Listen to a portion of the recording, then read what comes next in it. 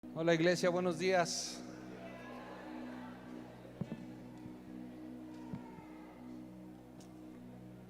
Cierra tus ojos, por favor, vamos a orar. Y vamos a seguir adorando. Yo me quedé como en las alturas.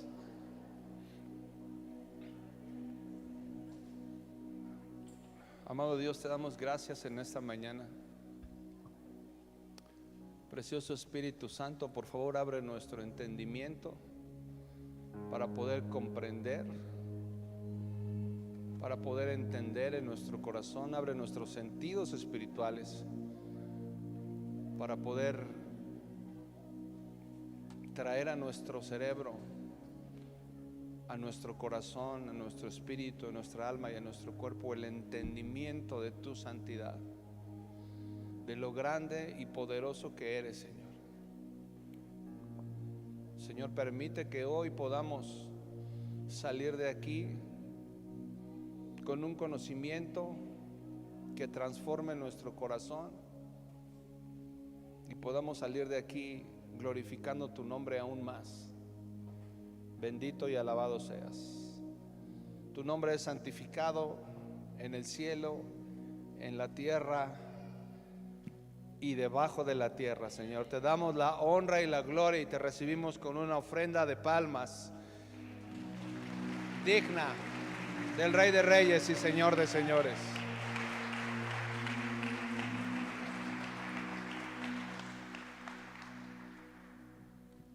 Abre tu Biblia, iglesia, por favor, en primer carta de Pedro. ¿Te puedes quedar ahí en el piano? Primer carta de Pedro. Está hermosa esta alabanza, ¿no te parece?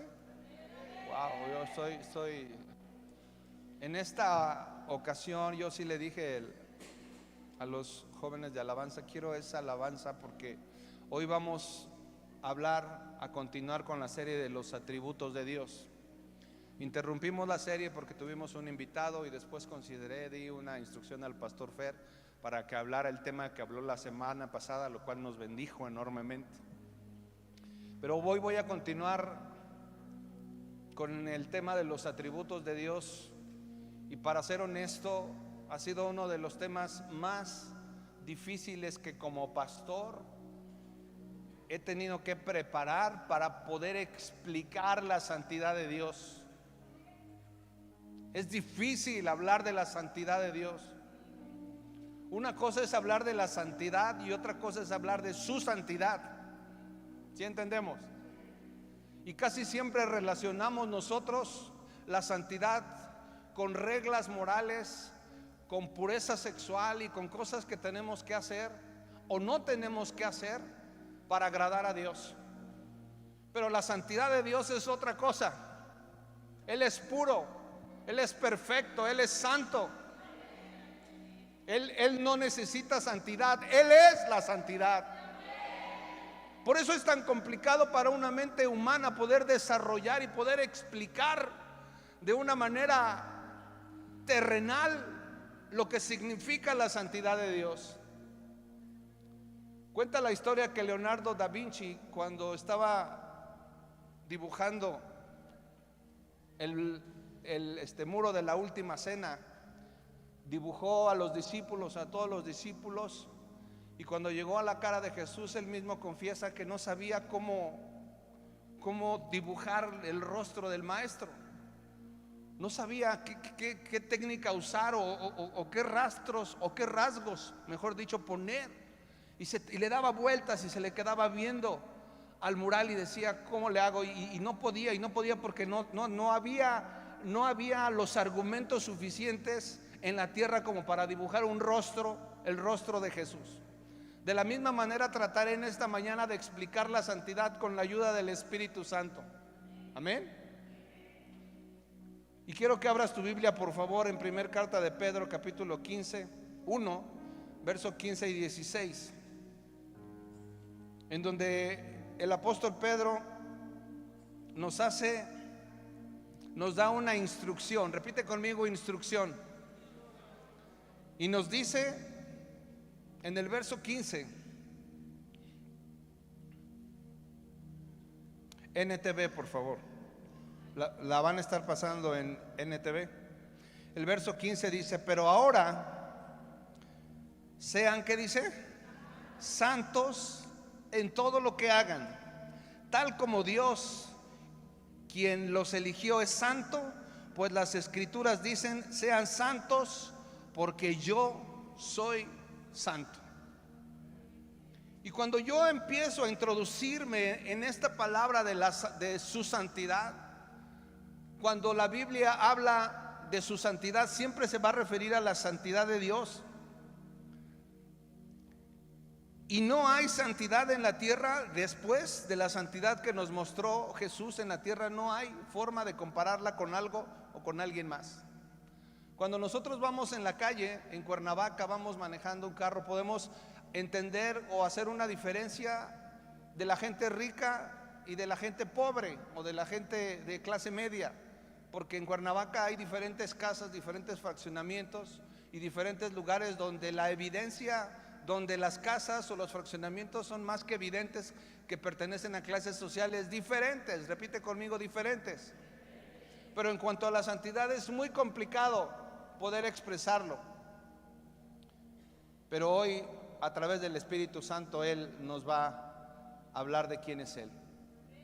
Amén.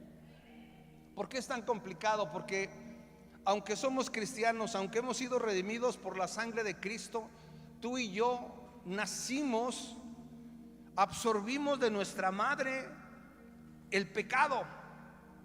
Somos seres que batallamos todos los días con el pecado. Aunque hayamos creído en el nombre precioso de Jesús, hay una lucha en nuestro interior. Muchas veces culpamos al diablo de todo lo que nos pasa, de todas nuestras debilidades, pero en realidad es una lucha que tenemos interna en contra del pecado. Romanos 7, 14 al 17, en NTV, el apóstol Pablo, que era un ser espiritual, pero que entendía que vivía en un cuerpo como tú y como yo, escribió lo siguiente que nos va a dejar claro por qué muchas veces no podemos entender y no podemos relacionar la santidad que Él nos pide que vivamos en la tierra con la santidad del Dios Todopoderoso. Dice: por lo tanto, el problema no es con la ley, porque la ley es buena y espiritual. El problema está ¿dónde? En mí, porque soy demasiado humano, un esclavo ¿de qué dice? Del pecado. Realmente no me entiendo a mí mismo, porque quiero hacer lo que es correcto, pero no lo hago. En cambio hago lo que odio.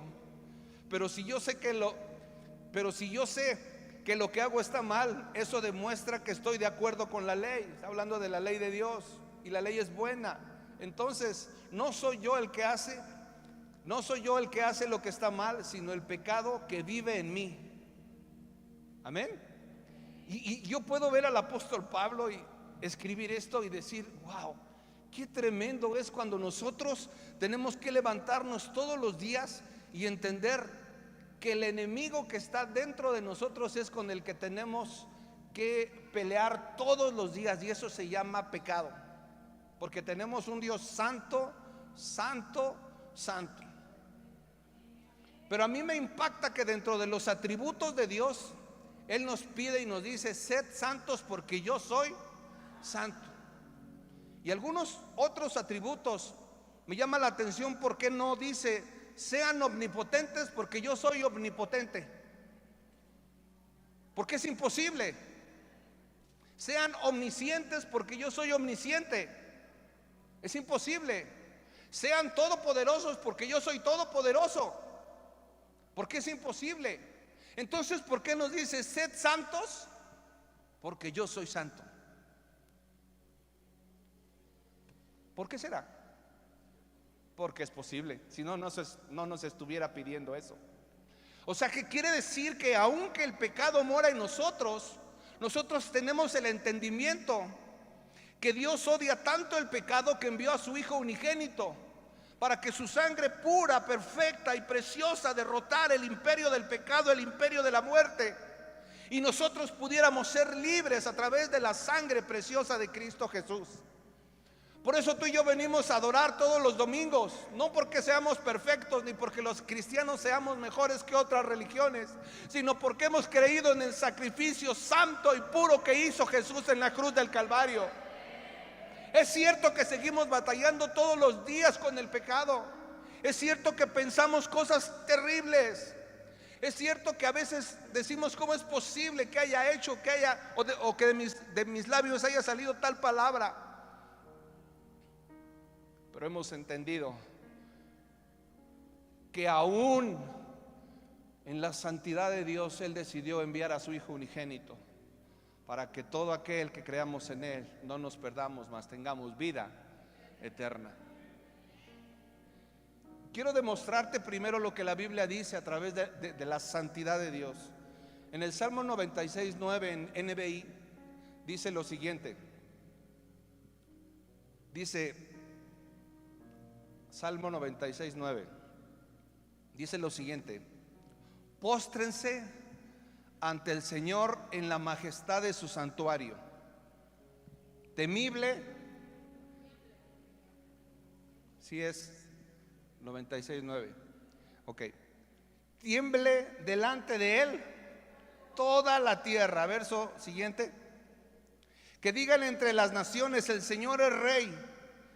Ha establecido el mundo con firmeza, jamás será removido. Él juzga a todos los pueblos con equidad. Y vamos a ir a introducirnos poco a poco en la santidad de Dios. Hay un teólogo al que estuve leyendo para entender un poquito más la santidad de Dios. Él se llama A.W. Pink, y él expresa lo siguiente acerca de la santidad de Dios. Dice que el poder de Dios es su brazo. Muchas veces en la Biblia dice: mi diestra poderosa, ¿cierto? Que el poder de Dios es su brazo. Es una analogía, por supuesto. La omnisciencia es que todo lo sabe. La omnisciencia es su ojo. La misericordia sus entrañas. La eternidad es su duración. Pero la santidad es su belleza. Y me encantó esta frase y dije: creo que de esta manera podemos entender un poquito más cómo ve Dios la santidad y por qué es posible que nosotros seamos santos, porque Él es santo. Quiere decir que la santidad Dios las ve como una novia, y las joyas, que son las cosas más valiosas que trae una novia en el vestido, es la santidad. De esa manera tenemos que verlo y tenemos que entenderlo. En el Salmo 89:35, Dios hizo un juramento a David, y lo hizo con uno de sus atributos nada más. Él tiene muchos atributos, los vas a ir conociendo poco a poco. Y yo te he dicho, y te lo vuelvo a repetir, que quede claro que los atributos no tienen que ver nada con nosotros. Todo tiene que ver con Él. Pero al mismo tiempo tiene que ver con nosotros. No sé si me doy a entender. Es un poco complicado. Pero cuando yo empiezo a conocer quién es ese Dios, cuando yo empiezo a introducirme en el corazón de Dios, cuando no solamente vengo a pedir, a buscar sus manos, sino yo quiero conocerlo porque lo amo. Cuando yo me introduzco en su corazón y le digo: Señor, déjame conocerte. Cuando en Oseas 4:6 dice: mi pueblo pereció porque le faltó conocimiento, no se refería solamente a las leyes mosaicas, se refería a que nadie se interesaba en conocer el corazón de Dios. Y cuando nosotros nos introducimos en el corazón de Dios, nosotros vamos a adorar diferente.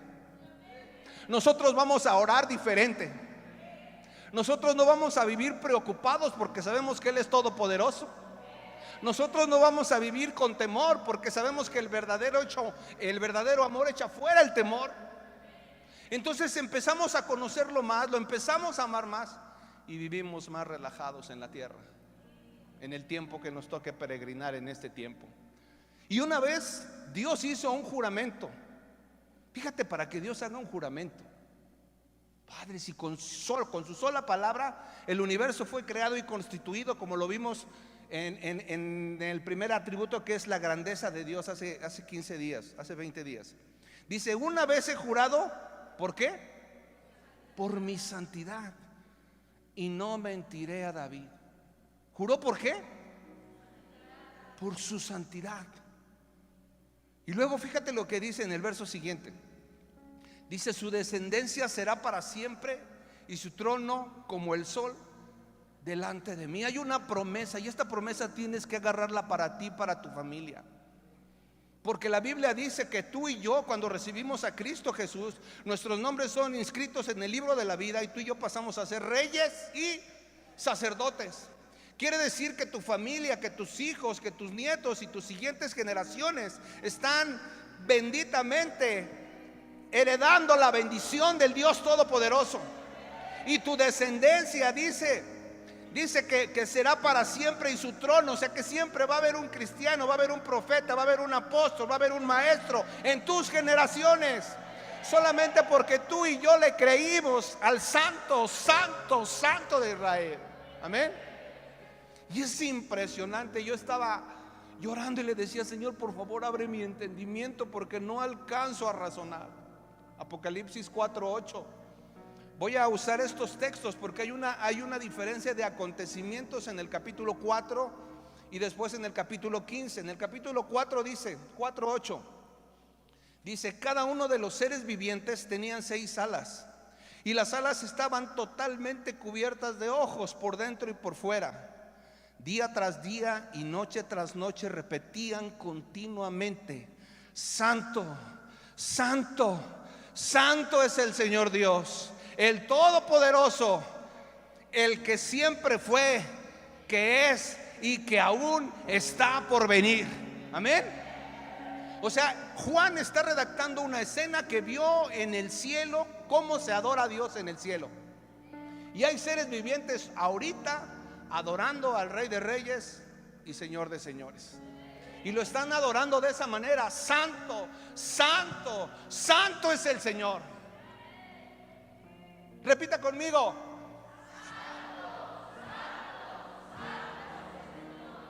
una vez más.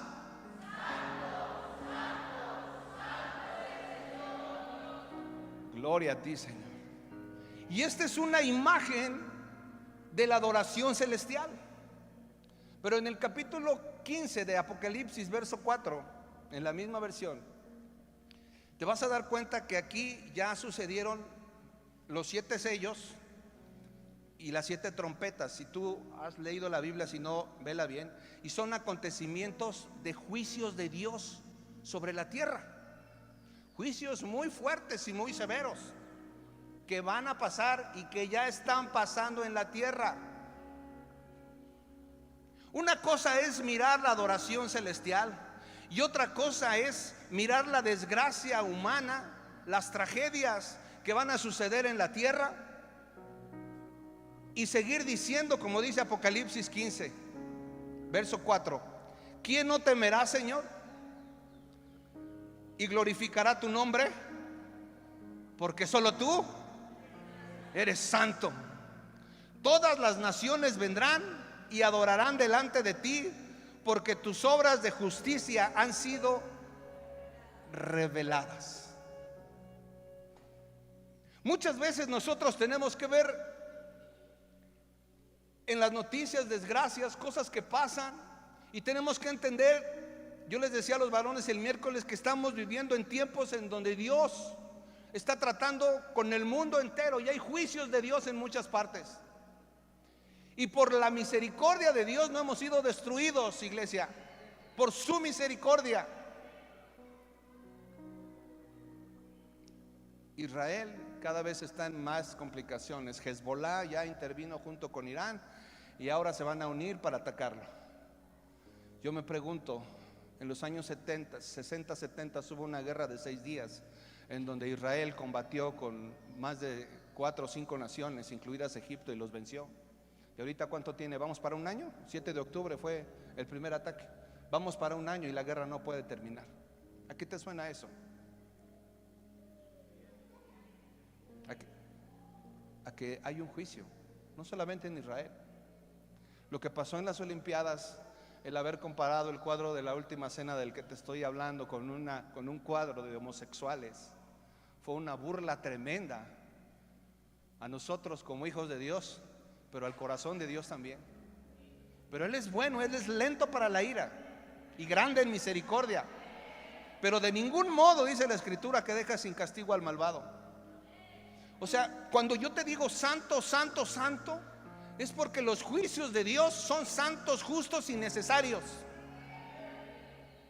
Y venimos ahorita en tiempo de inundaciones aquí, inundaciones allá, pero aún en esos tiempos la iglesia tiene que decir: santo, santo, santo es el Señor, Dios del universo, el que es, el que era y el que ha de venir.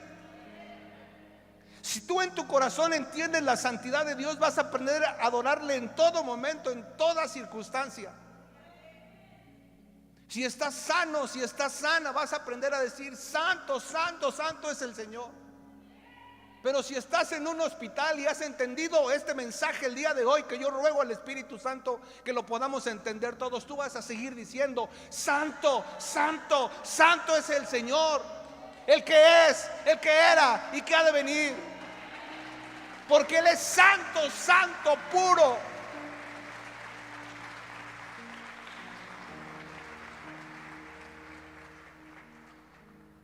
Y la condición de Dios en su santidad no permite el pecado. Él aborrece el pecado, Él odia el pecado. Son fuerzas incompatibles. Es como el agua y el aceite. Él no puede lidiar con el pecado. En Éxodo 19 tú te vas a dar cuenta que Dios le dice a Moisés que congregue al pueblo y que lo suban a un monte, porque quiere que el pueblo oiga. Pero versos después, si no mal recuerdo es el verso 24, ya que todos están alistados para ir a la presencia de Dios, el Señor cambia de opinión y les dice lo siguiente. Éxodo 19:24 en NTV, por favor. Y les dice lo siguiente: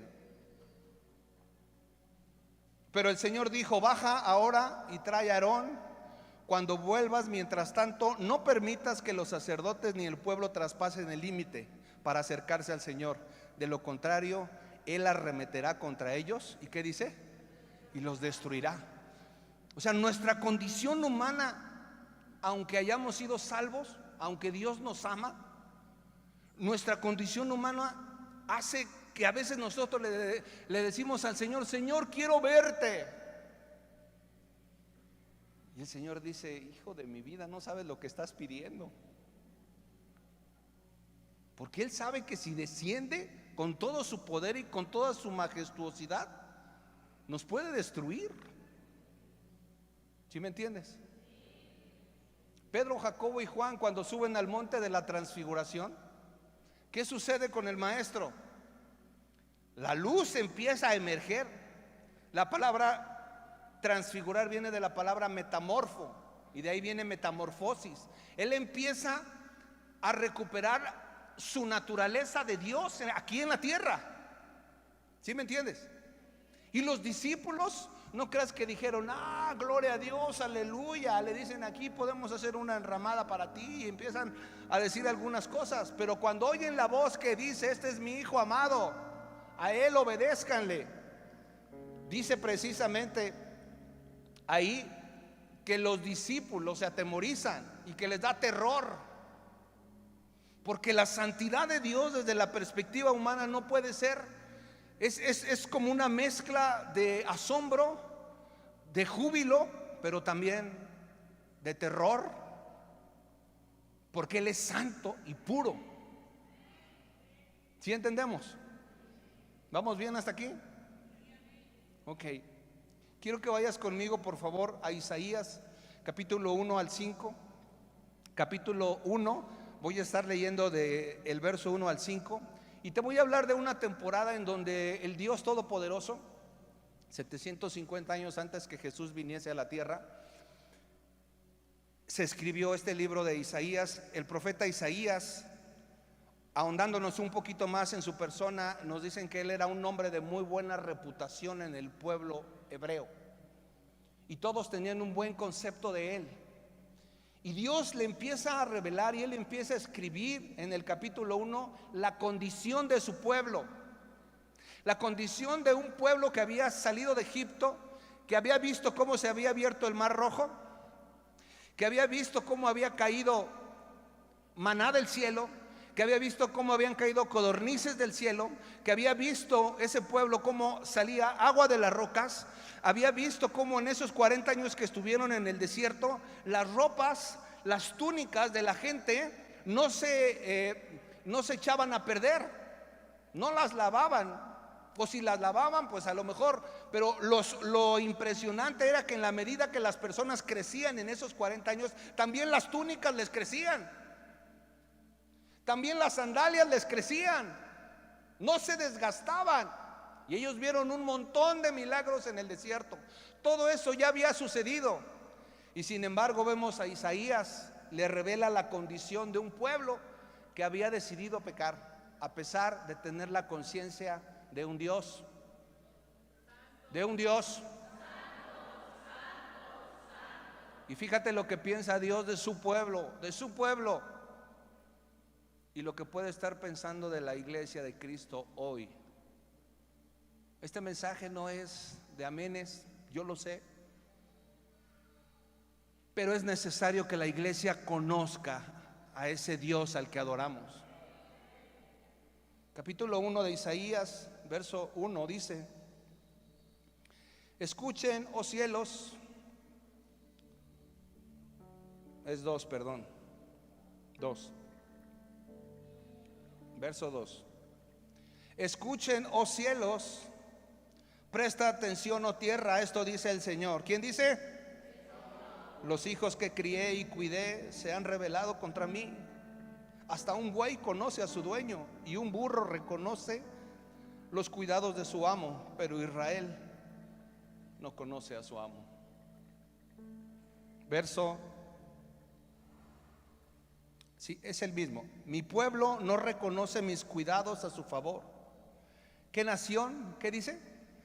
Tan pecadora, pueblo cargado con el peso de su culpa. Está lleno de gente malvada, hijos corruptos que han rechazado al Señor. Han despreciado ¿qué? Al Santo de Israel y le han dado la espalda.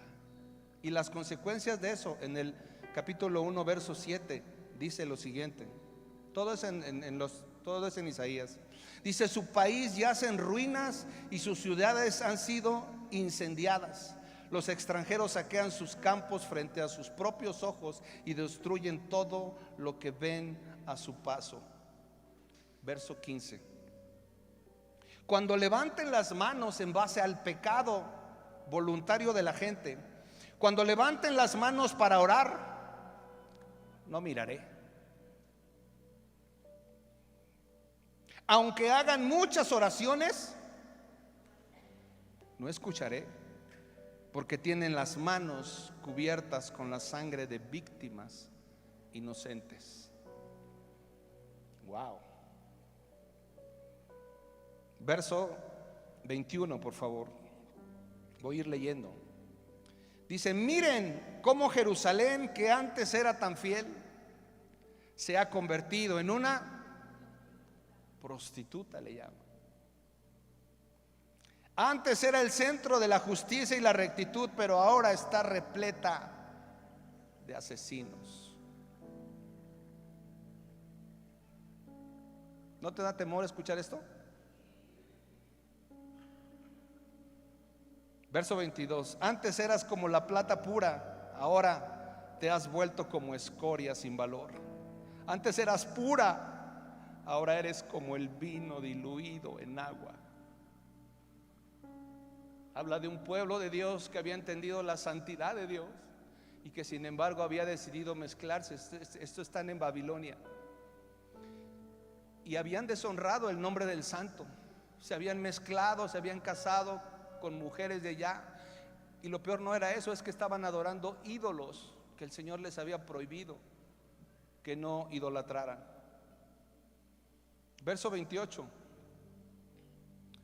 Pero los rebeldes y los pecadores serán, ¿qué dice? Destruidos por completo. Y los que abandonan al Señor serán consumidos. Wow. ¿Estás experimentando el mismo temor que yo cuando leí esto? Y si no, le voy a rogar al Espíritu Santo que experimentes el temor. Y dice lo siguiente. Chequen a los que están dormidos y despiértenlos, por favor. Porque si no, me voy a bajar yo y los voy a despertar. Verso 6. Pues el Señor ha rechazado. Wow, esto es tremendo. ¿A quién? No oigo. Capítulo 2, verso 6, perdón. Pues el Señor ha rechazado a su pueblo y a los descendientes de Jacob, porque han llenado la tierra con prácticas del oriente y con hechiceros, igual que los filisteos han formado alianzas con paganos. Y yo puedo ver, experimentar un corazón de Dios que está redactándole esto a Isaías con ira, pero al mismo tiempo con un dolor profundo en su corazón, porque el pueblo que había apartado para ser santo, especial, para ser la niña de sus ojos, le había dado la espalda.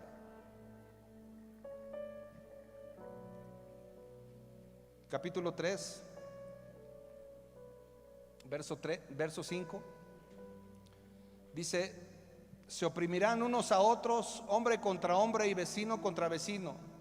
Los jóvenes insultarán a sus mayores y la gente vulgar mirará con desdén a la gente honorable. Eso ya lo estamos viendo en nuestra juventud.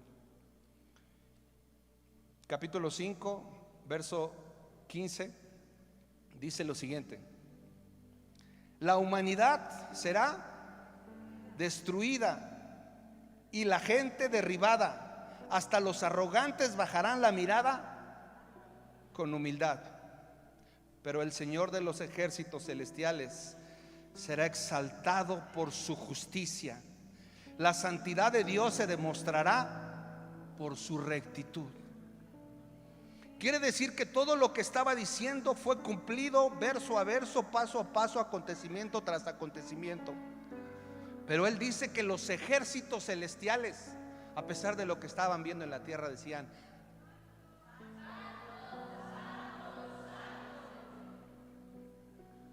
wow. Y la piel se me erizaba cada vez que leía esto. Capítulo 5, verso 25. Aquí termino una redacción, porque de aquí me voy a brincar a un verso que todos conocemos, pero que no conocemos el contexto general. Verso 25 dice: por eso el enojo del Señor arde. ¿Contra quién? Contra su pueblo. Y ha levantado el puño, ¿para qué? Los montes tiemblan y los cadáveres de su pueblo están tirados por las calles como basura. Pero aún así el enojo del Señor no está satisfecho. Su puño todavía está listo para asestar el golpe. Y tú dices: Padre, ¿qué es esto? ¿Habías leído esto alguna vez? No, porque nada más nos vamos al capítulo 6. Nomás nos gusta leer lo que está bonito. Pero tenemos que entender que si Dios trajo este juicio a su pueblo, también lo puede traer a nosotros. El Dios que venimos a adorar es el mismo ayer, hoy y por los siglos de los siglos. El hecho de que hoy seamos redimidos por la sangre de Cristo, eso no nos da libertad a pecar de manera voluntaria, que vamos a ver un poquito más adelante esta situación. Y en el capítulo 6 de Isaías, entonces Isaías empieza a ver todo lo que le está pasando a los demás de su pueblo. Pero ya te dije que él tenía una buena reputación en su pueblo, y seguramente Isaías estaba pensando: yo la voy a librar, por eso me está diciendo todo esto a mí. Pero fíjate lo que dice en el capítulo 6. En el año que murió el rey Usías, vi al Señor sentado en un majestuoso trono al borde de su manto llenaba el templo. Lo asistían poderosos serafines. Cada uno tenía 6 alas. Con 2 alas se cubrían el rostro, con 2 alas se cubrían los pies, y con 2 volaban. Se decían unos a otros: Santo, Santo, Santo es el Señor de los ejércitos celestiales. Toda la tierra está llena de su gloria. Dáselo bien fuerte si se lo vas a dar.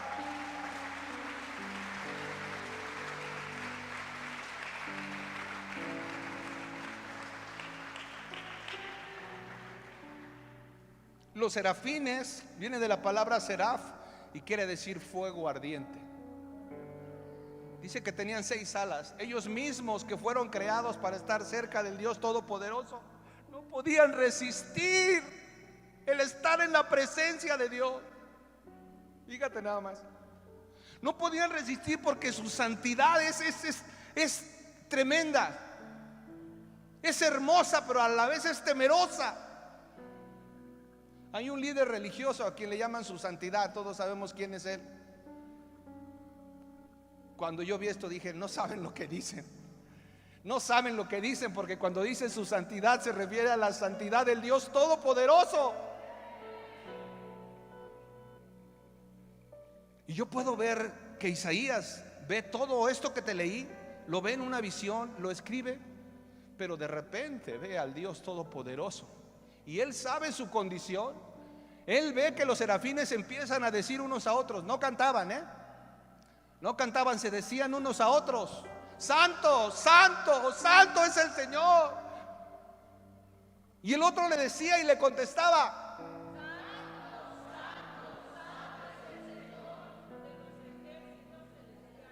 toda la tierra.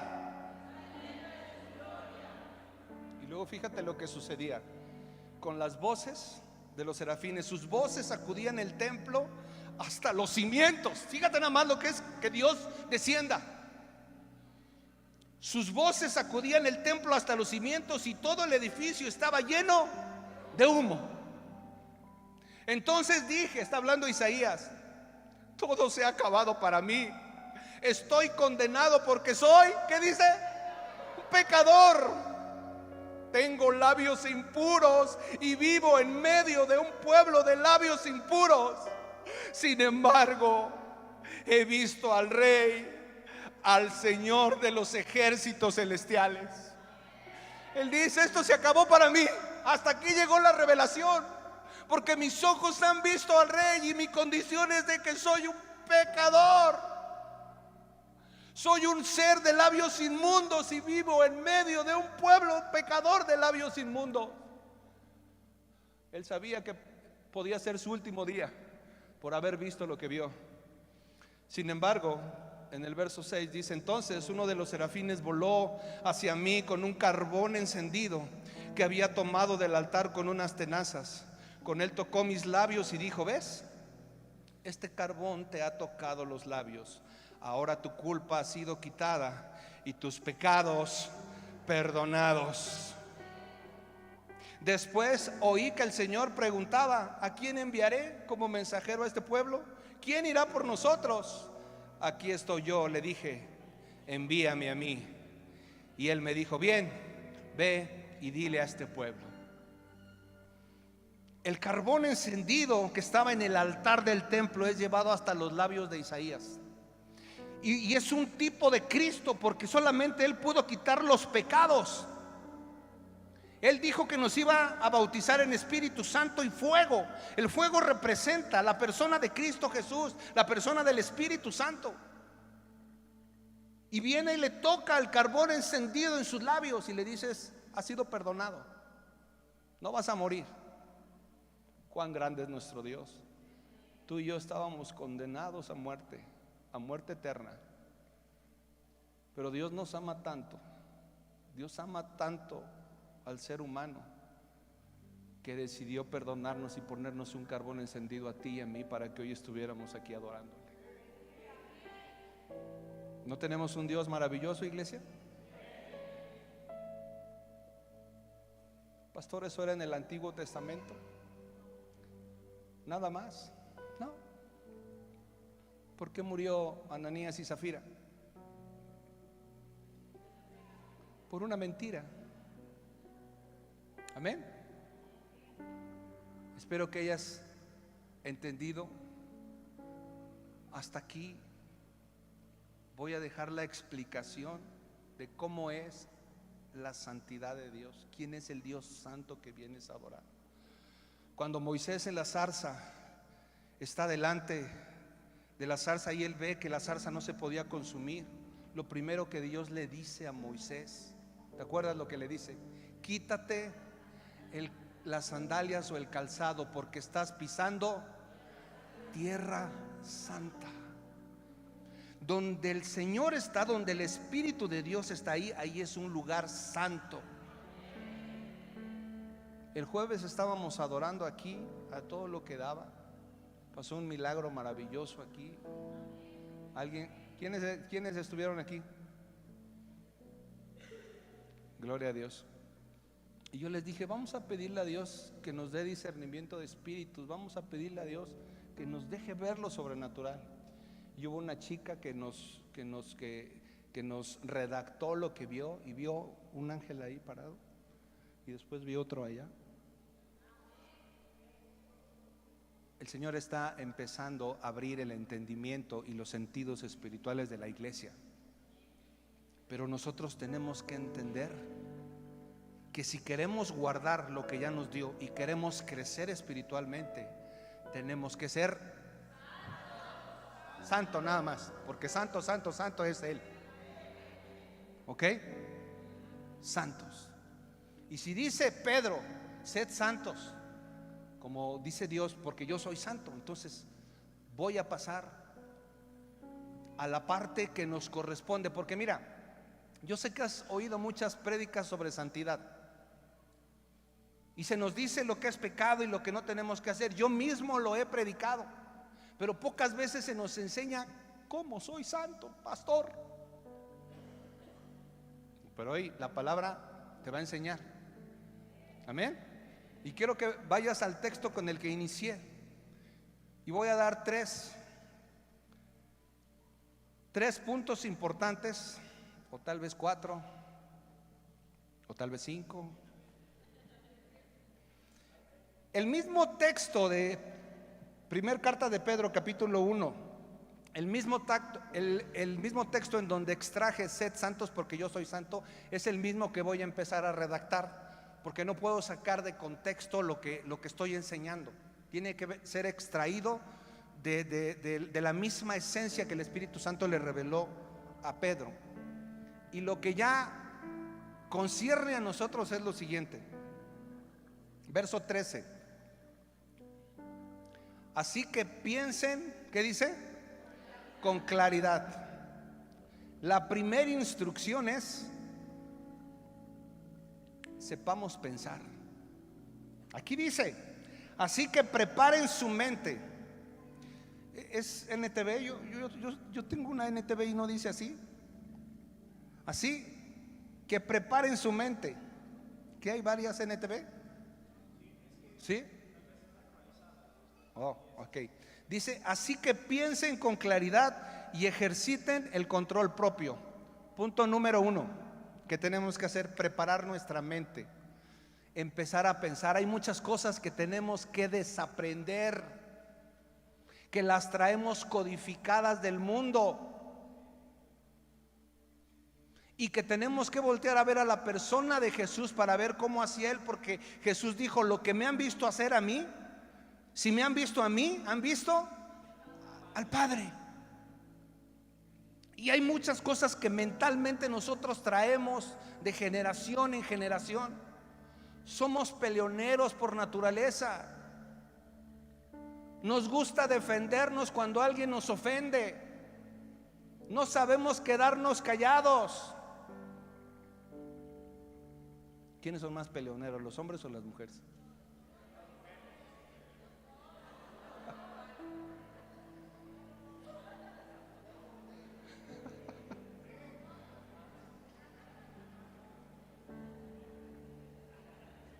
Yo me acuerdo que una vez en la primaria me surtieron. Y cuando yo llegué, mis propios amigos me dijeron: no te dejes, te vamos a enseñar a pelear para que cuando se vuelvan a agandallar contigo te defiendas. Y me enseñaron a pelear y me enseñaron a ser violento. Bueno, yo ya era violento porque lo traía en la sangre, pero ahí salió ese demonio. Y nuestra primera naturaleza es querer imponer nuestra verdad o las cosas que nosotros creemos o que nosotros pensamos. Por eso, para llegar a ser santos como Él es santo, no es mi manera de pensar, no es la manera de pensar de mi esposa, es la manera en que Cristo piensa, porque la Biblia dice que tenemos la mente de Cristo. Y si tenemos la mente de Cristo es porque tenemos que pensar como Cristo. Cuando tú en tu mente tienes cosas, tienes conceptos equivocados que no son bíblicos, tu mente va a reproducir, tu cuerpo y tus palabras van a reproducir lo que hay en tu mente. Cuando la Biblia habla de mente, habla de corazón, y cuando habla de corazón, habla de mente. Por eso dice aquí: preparen su mente para actuar y ejerciten el control propio, dominio propio. El Señor, cuando estaba siendo enjuiciado por Pilato, Él guardó silencio, ¿te acuerdas? Guardó silencio. Lo único que le preguntó es: ¿tú eres el rey de los judíos? Y dijo: tú lo dices. Pero de ahí en fuera le preguntó: ¿qué es la verdad? Guardó silencio. El silencio es de sabios. ¿Quieres evitar un problema? Shh. Cállate. Para pelear se necesitan dos. Ejercita tu mente, porque a veces: pastor, ¿qué tiene que ver eso? Tiene que ver todo. Lo estoy sacando del mismo texto en donde más adelante: sed santos porque yo soy santo. Y si tú estás batallando con cosas en tu mente, tienes que venir a la cruz y decirle al Señor: Señor, resetéame, por favor. Resetéame, porque hay muchas cosas que siguen saliendo a la luz, aún como cristianos, que no son correctas, que no están bien delante de los ojos de Dios, y que cuando menos lo pensamos ya cometimos un error, porque nadie nos ha enseñado a ser santos. Pero cuando tú te revistes de la palabra de Dios, porque aquí viene el cómo. Si tú no eres una persona con hábitos de leer la palabra, de meditarla y de guardarla en tu corazón, va a ser muy complicado que reacciones como Jesús reaccionaba.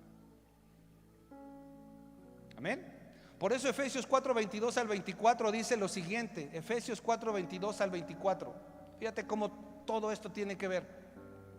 Desháganse de su vieja naturaleza. ¿Cómo dice? Está hablando una iglesia. Y de su antigua manera de vivir, que está corrompida por la sensualidad y el engaño. Cuando habla de sensualidad, habla de asuntos sexuales. Y traemos una herencia tremenda de mentiras que el diablo introdujo a nuestras generaciones acerca de la sexualidad. Y yo me preguntaba: Señor, ¿por qué Isaías le revelaste tanto enojo y tanta ira? ¿Cómo ves a nuestro país? No me voy a ir a ese texto, pero en Romanos capítulo 1 te vas a dar cuenta. ¿Cómo te das cuenta que Dios Todopoderoso está airado contra una nación, contra dos, contra tres o contra todo el mundo? Y la respuesta es cuando hay libertinaje sexual. Ve Romanos 1 nada más, no me voy a ir ahí. Romanos 1 y 2. ¿Por qué destruyó Dios a Sodoma y Gomorra? Entre otras cosas, por libertinaje sexual. No solamente era eso. Entonces, cuando yo veo mi país, cuando yo veo las leyes que se han aprobado en mi país acerca de cosas que se han autorizado en el área sexual, acerca de las bodas entre personas del mismo sexo, acerca de que nos han cortado a nosotros como pastores la posibilidad de que nosotros podamos dar una terapia de conversión a un joven, a un adolescente, a una señorita. Nos han cortado eso porque si no nos meten a la cárcel. Yo puedo ver a la luz de Dios que el diablo está tomando control de nuestras autoridades, y que si Dios tuviera la necesidad o el deseo de acabar con nuestra nación, ya lo hubiera hecho, pero por su misericordia no hemos sido consumidos, porque Él es Y dice aquí lo siguiente, en el siguiente verso, el 23. En cambio, ahí viene la solución: dejen que el Espíritu les renueve, ¿qué? Los pensamientos y las actitudes. Por eso, mira, Dios ve tu corazón. Y cuando yo hago un llamado al altar, no lo hago para que quedes bien con alguien. El hecho de venir y postrarte le estás diciendo: Señor, soy un pecador y necesito de ti. Necesito que cambies mi manera de pensar. Estoy fallando en esto y en esto. Y tu palabra dice que yo tengo que aspirar a ser santo, pero sin tu Espíritu Santo no puedo hacerlo. Me rindo ante ti. Por eso son los llamados al altar. Pero hay muchos que piensan: no, eso es humillarme. Y luego el pastor está ahí parado. Yo no voy a... No te estás humillando delante de nadie más que de la presencia de Dios. Y si el problema soy yo, pues me quito y ya. Porque hay gente que puede tener esos pensamientos. Punto número 2: vivan como hijos obedientes. En la misma carta de Pedro, primera carta de Pedro, capítulo 1, verso 14, es el siguiente verso nada más. Dice: por lo tanto, vivan como hijos obedientes de Dios. No vuelvan atrás. Y ahí me voy a quedar. Seamos obedientes con lo que Dios estipula. Cada vez que tú lees la palabra, tienes que salir con una enseñanza de parte de Dios y obedécela. Si el Señor hoy te está hablando en diferentes maneras, tú tienes que aquilatar esa palabra y empezar a ponerla en práctica. Ser obediente a la palabra de Dios. Y ser obediente a la palabra de Dios, tienes que ser obediente a tus padres. Cuando tus papás te digan: hijo, tienes que ir al grupo de jóvenes, porque aquí todos los padres son los más interesados en que sus hijos crezcan espiritualmente. Yo no puedo concebir que haya un papá o una mamá que diga: no vas hoy al grupo de jóvenes porque no quiero. Qué terrible es un padre que piense de esa manera. O que ponga pretextos para mandar a sus hijos. Ya muchas veces nos los traen cuando ya están en las drogas, cuando ya son homosexuales, cuando fueron abusados, cuando probaron alguna droga, etcétera. Nos contaba una pastora que le llevaron a un joven para que se quedara ahí en la iglesia y sus papás no quisieron. El joven quería quedarse a vivir en la iglesia y los pastores estaban de acuerdo que ese joven tenía que estar en la iglesia todo el tiempo. Y los papás dijeron: no, ¿cómo crees? No. Mi hijo no puede vivir en una iglesia. ¿Qué te pasa si nosotros tenemos recursos para que viva bien? Y que se lo llevaron. Y que al cabo del tiempo no andaba bien, el joven andaba metido en drogas, pero al cabo del tiempo, el joven estuvo bien un determinado tiempo, pero al cabo del tiempo regresaron los padres a decirle: ¿sabe qué? Ahora sí ayúdenos, porque el chavo ya está más perdido que antes. Y dicen los pastores que le dijeron: pues ahora no. Y no lo recibieron. Lo oraron y Dios les dijo no. Porque cuando hay unos padres que no entienden que el ser obedientes a los principios de Dios, y que los más interesados tienen que ser los padres en que sus hijos crezcan, se relacionen con personas, con jóvenes, con líderes que amen a Dios por sobre todas las cosas. El mundo los va a tener en la prepa, en la universidad. El mundo los va a tener allá la mayor parte de la semana. Y si tú no los traes a las reuniones de jóvenes, entonces después no nos vengas a reclamar o a decir: pastor, ayúdeme por favor. Porque no podemos hacerlo. El único que lo puede hacer es el Espíritu Santo. Sé obediente con Dios. Amén. Cuando nosotros desobedecemos una instrucción, repite conmigo: instrucción. Hay una disciplina. Bueno, cuando menos en mis tiempos, de mi vida, los vi a todos los que hicieron así, como coyotes, al menos en mis tiempos, cuando yo hacía algo incorrecto, no me llamaban la atención. Había una disciplina, y buenas disciplinas. ¿Sí o no? Y yo pensé que había nacido en la generación más violenta, pero oí a mi mamá que nos contaba que su mamá, para cuando hacían algo malo, tenía unas riatas remojadas, ¿verdad, Leo? Y que cuando les pegaba en las piernas con la riata mojada o remojada, que se hace más dura. Padre Santo. O sea, unos castigos que había tremendos de nuestros padres. Repite conmigo: la desobediencia trae consecuencias y disciplina. Fíjate lo que dice Hebreos 12, 10 y 11 en NTV igual. Hebreos 12, 10 y 11. Dice: pues nuestros padres terrenales nos disciplinaron durante algunos años e hicieron lo mejor que pudieron, pero la disciplina de Dios siempre es buena para nosotros, a fin de que participemos de ¿qué? Padre, ¿qué tiene que ver la disciplina con la santidad? Todo. Por eso te estoy diciendo que ahorita necesitaba pasar a lo práctico, a lo cómo tenemos que hacer para llegar a ser santos. Y tú, hijo o hija, si vives en la casa de tus padres, te lo digo por enésima vez: obedece a tus papás, te conviene. Cada vez que te digan: hija mía, fíjate que hoy se descompuso la lavadora y te toca lavar 2 tinas de ropa a mano ahí en el lavadero. Oh, madre mía, cuán gozosa estoy de hacer respectiva actividad.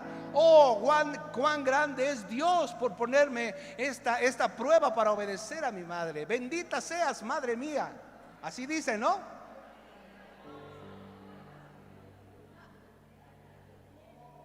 Porque a veces creemos que la obediencia solamente es a Dios. Pero si tú desobedeces a tus padres, estás desobedeciendo a Dios.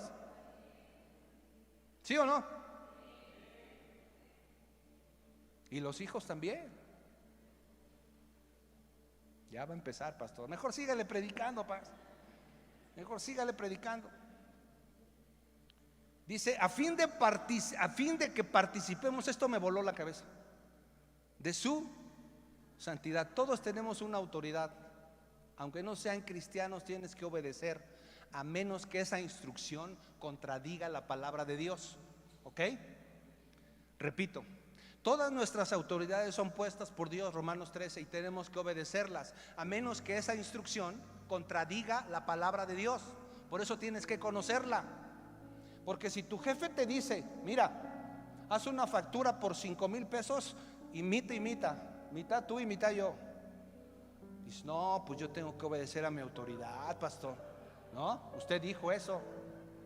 Ahí sí, mira. No, ahí no. Tú le tienes que decir: no, jefazo, eso se llama robo y yo no me voy a prestar.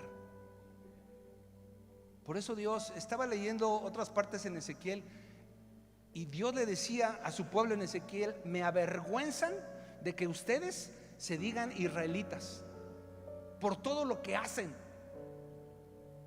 Y wow. ¿Tiene que ver con la santidad la obediencia, sí o no? Amén. El siguiente punto, que es el último que voy a tocar, dice el verso 14. En la parte B dice: no vuelvan atrás a su vieja manera de vivir, con el fin de satisfacer sus propios deseos. Antes lo hacían por ignorancia. Y hasta ahí me voy a quedar. Repite conmigo: no vuelvan atrás. ¿Nunca apareció en la pantalla? Es que estoy progresivamente, no me he salido de ahí. Primera de Pedro capítulo 1 verso 13. Dice, verso 14, perdón. Dice: por lo tanto, vivan como hijos obedientes, no vuelvan atrás. Y todo eso yo lo estuve analizando. Dije: bueno, si vamos a llegar a la santidad, entonces esto es muy importante estudiarlo. ¿Cuántos cristianos y cristianas conoces que volvieron atrás? Muchos.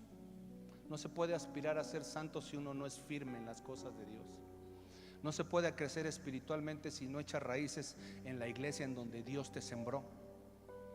No se puede crecer espiritualmente si volvemos atrás. El Señor Jesús dijo: todo discípulo que ponga su mano en el arado y mire hacia atrás no es digno de ser mi discípulo. Porque el arado tenía que ir derechito. Si tú volteabas atrás, ibas todo chueco. Y decía: los cristianos que vuelven atrás se pierden. La mayor parte de ellos se pierden. Si son hijos, Dios los va a disciplinar y van a regresar. ¿Cómo? ¿Quién sabe? Pero regresan.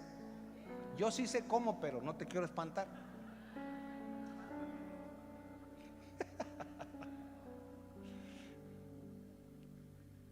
Nomás te voy a contar uno.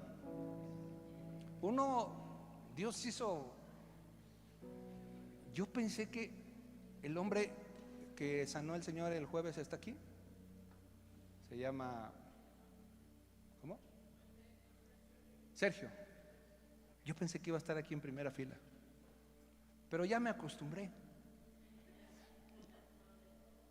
Como los leprosos, exacto. Entonces llega un hombre que Dios lo había sanado y se fue, igual que este se fue, se perdió. Y regresó como a los 2 años con su pierna así, mira, que se le iban a cortar. Pastor, ¿puede orar por mí, pastor?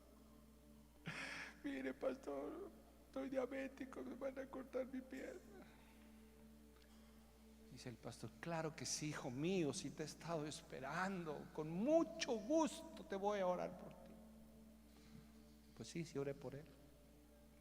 Y el Señor lo sanó. Porque Dios es bueno. Dios es.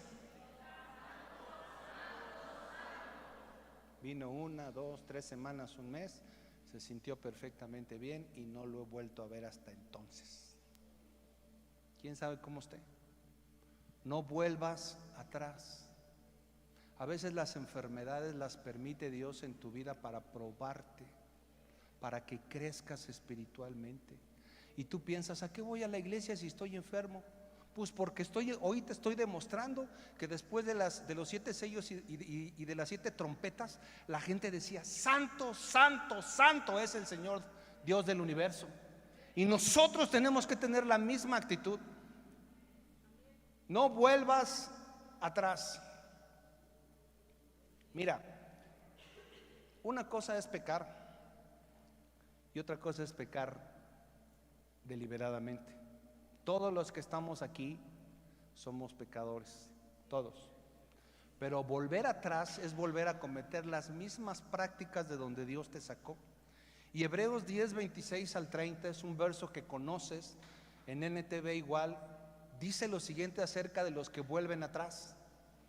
Esto te hablo porque esto tiene que ver con la santidad a la que nosotros, Pedro, le fue revelado por el Espíritu Santo que tenemos que aspirar, porque no es opcional. Dice: sed santos. Y dice lo siguiente: queridos amigos, si seguimos pecando, ¿cómo dice aquí? A propósito, después de haber recibido el conocimiento de la verdad, ya no queda ningún sacrificio que cubra esos pecados. O sea, cuando tú y yo pecamos voluntariamente, si el Espíritu Santo te sacó de las drogas, te sacó de la homosexualidad, te sacó de la pornografía, y en una de esas tardes que no tienes nada que hacer, tú decides volver y vuelves a quedar atrapado ahí en el pecado, aquí dice la Biblia muy claro: ya no queda ningún sacrificio que cubra esos pecados. Verso siguiente. No.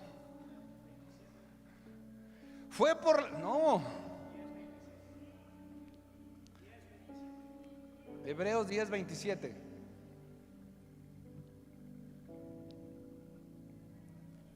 Ok.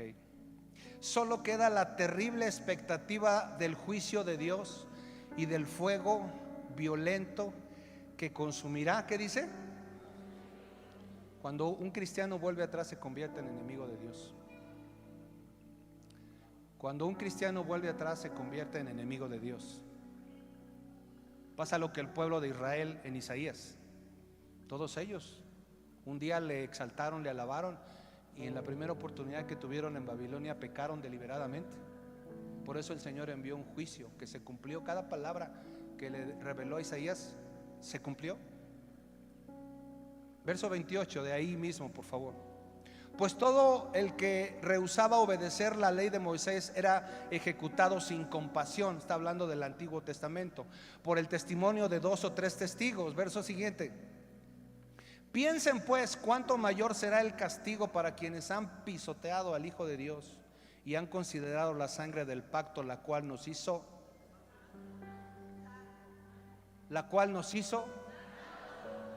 ¿qué nos hizo santos? La sangre de Cristo. Como si fuera algo vulgar e inmundo, y han insultado y despreciado al Espíritu Santo que nos trae la misericordia de Dios. Porque muchos pueden decir: pues si Cristo ya pagó por mis pecados, pues entonces peco y pido perdón, paso al altar el domingo, voy a ser el primero. No te equivoques, no te equivoques.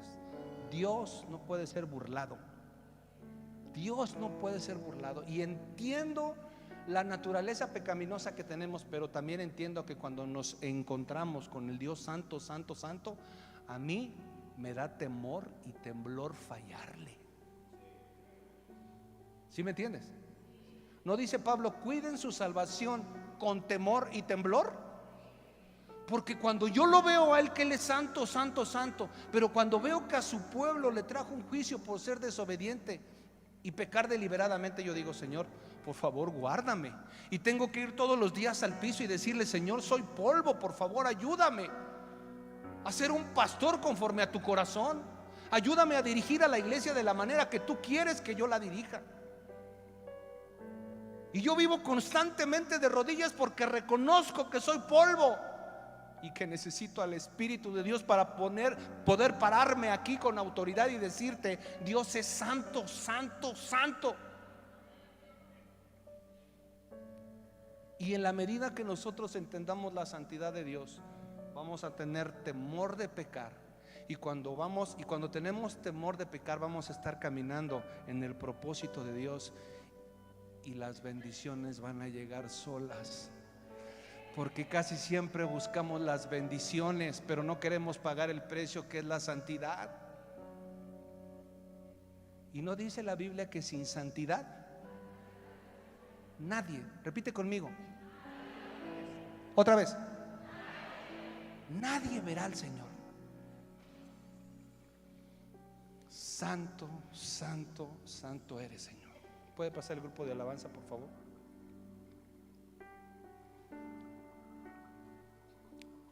El mismo Isaías 57:15. Yo no sé, yo ruego que tu Espíritu Santo te hable y te diga, y que tú estés pensando: Señor, cuán bueno eres. Cuán bueno eres, porque hoy estoy entendiendo cómo un Dios santo, santo, santo puede amar a alguien como yo. ¿Sí estás entendiendo? Te hago una pregunta: ¿Dios te necesita? ¿Tú y yo lo necesitamos? Sin Él nada podemos hacer. Como un Dios tan puro, tan santo, que tiene ángeles, arcángeles, serafines y querubines adorándole, se complace más en tu adoración. Y Él está aquí. Yo puedo sentir su presencia en todo mi cuerpo. ¿Cómo puede un ser tan poderoso, tan grande, que hizo el universo, los planetas, el sol, la luna? ¿Cómo puede un ser tan precioso, tan puro? Aún el blanco más blanco que pueda haber en esta tierra no se compara con la blancura. Por eso Pablo, cuando se encuentra con el Señor Jesús, dice que viene una luz resplandeciente que no había, no hay ni habrá en este planeta. Por eso Pablo se queda ciego. ¿Te das cuenta? Como un ser tan precioso, tan puro, a pesar de lo que hayas hecho ayer en la noche, a pesar de lo que hayas dicho en la semana, Él se deleita, y dentro de su perfección y su pureza y su santidad, dice que habita en medio de la alabanza. ¿Cómo puedes amar a un ser como yo, Señor? ¿Cómo puedes amar a un ser como yo? Entonces, en el Antiguo Testamento había un problema muy grande, que Dios lo tenía contemplado. Dios odia el pecado. Por eso destituyó a Adán y Eva del jardín del Edén, por un acto de desobediencia, precisamente. ¿Sí o no? Dios no le permitió a Moisés entrar a tierra prometida porque se dejó llevar por la ira, por sus emociones. ¿Sí o no? Dios le mandó la lepra al siervo de Eliseo por ser avaricioso y codicioso. Y Dios mató a Ananías y Zafira por ser mentirosos. Y tú y yo estamos aquí sentaditos, sanos, guapos y aperfumados, por la misericordia de Dios, que vamos a hablar de ella un poco más adelante. No hemos sido consumidos. Y cuando yo puedo ver en la Escritura, Isaías 57, el mismo libro que habló de juicio en los primeros capítulos, en el capítulo 57, verso 15, fíjate lo que dice. Pon mucha atención aquí. Pon mucha atención, por favor, te lo suplico. No se distraiga nadie. Dice: el alto, el majestuoso, que vive en la eternidad, el santo, dice: yo vivo en lugar alto y santo. Y fíjate lo que dice: y con los de espíritu, ¿qué dice? Arrepentido y humilde. Restauro el espíritu destrozado del humilde y reavivo el valor de los que tienen un corazón arrepentido. Santo eres, Señor. Santo es tu nombre. Y ahí en silencio, agradécele, ahí sentado, agradécele a Dios cuán bueno ha sido contigo.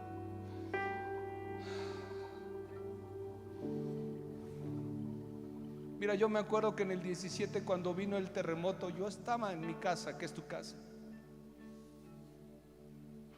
Yo sentí que la casa se venía encima. Nos alcanzamos a salir. Mi hija estaba conmigo. ¿Estabas conmigo? Estaba conmigo y estaba la señora que nos ayuda. Y yo me tiré en el portón porque dije: la casa se va a caer. Y yo me tiré en el piso y le dije: Señor, ten misericordia. Ya no tanto por la casa, sino porque guardara nuestras vidas. Mi esposa estaba trabajando, no sé en dónde estaba, pero no estaba en casa. Y yo, cuando terminé de clamar, el terremoto se paró. No estoy diciendo que mi oración haya parado el terremoto, pero sí estoy diciendo que soy hijo de Dios y que Dios me escucha. Y que probablemente, yo no lo sé, hijo, hasta aquí voy a parar, porque hay uno que está tirado en el piso reconociendo que yo tengo el poder. Y mi llanto era: Señor, perdónanos, porque yo sabía que iba a morir si se caía la casa. Señor, perdóname, Señor, perdóname. Y perdona a mi familia, perdona a los míos. Y no sucedió nada. Algunas cuantas grietas en la casa, algunas las dejé como recuerdo de decir: Dios es santo, puro y misericordioso, y por su misericordia esta casa y mi familia está de pie. Ahora sí, cierra tus ojos y dile: gracias, Señor.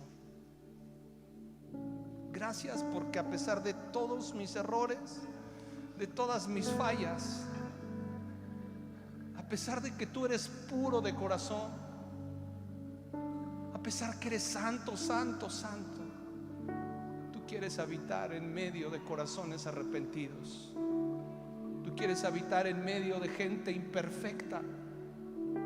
Por eso enviaste a tu Hijo Jesús a pagar por lo que más detestas, que es el pecado.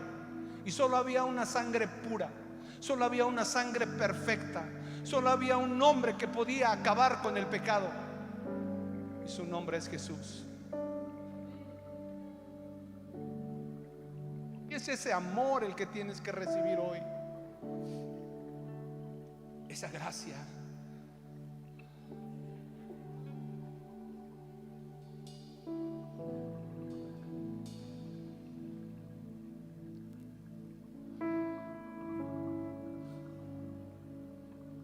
Sea bendito tu nombre, Señor.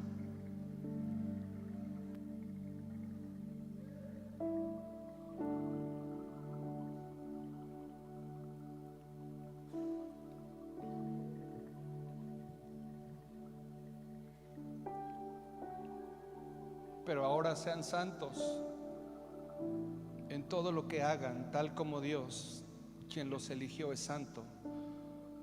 Pues las escrituras dicen: sean santos porque yo soy santo. Es el verso que seguía de Pedro. ¿Se puede ser santo, iglesia? Sí. No se puede ser perfecto en este mundo terrenal. Nuestro parámetro es llegar a la estatura del varón perfecto, que es Cristo Jesús.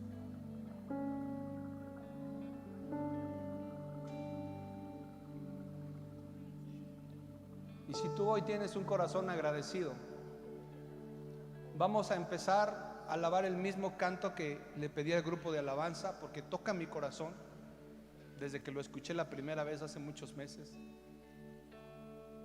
Y en la medida que este canto avance, si tú tienes en tu corazón el deseo de venir al altar y decirle: Señor, no había entendido, no había comprendido cuán santo eres,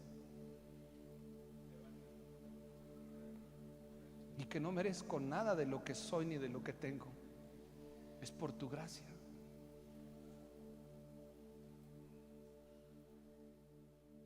Y si Dios lo pone en tu corazón,